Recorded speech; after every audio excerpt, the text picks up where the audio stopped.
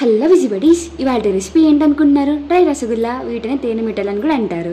90s kids అందరికి దీని గురించి స్పెషల్ గా చెప్పాల్సిన అవసరమే లేదు కదా. దీనికోసం ఒక కప్పు మైదా పిండి, 2 స్పూన్ల కార్న్ ఫ్లోర్, చిటికెడంత బేకింగ్ సోడా, చిటికెడంత ఉప్పు వేసుకొని మంచిగా బాగా కలుపుకోండి.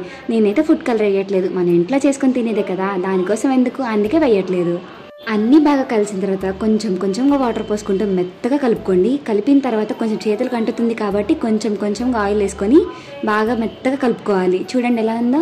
పంచదార పాకం ఎలా పట్టాలో మీ అందరికీ బాగా తెలుసు కదా. ఎక్కువ పంచదార తక్కువ వాటర్లో వేసుకొని బాగా ఉడికించుకోవాలి. అందులో యాలకుల పొడి వేసుకొని అది తిక్కగా అయిపోయిన తర్వాత గడ్డ కట్టకుండా ఒక చెక్క నిమ్మరసం పిండుకోవాలి. మనం కలిపి పెట్టుకున్న పిండిని మళ్ళీ ఒకసారి బాగా కలుపుకొని చేతిలో కొంచెం ఆయిల్ అప్లై చేసుకొని కొంచెం పొడి పిండి తీసుకొని చిన్న చిన్న ఉండలుగా తీసుకోండి. చిన్న మరి చిన్న ఏం కాదు.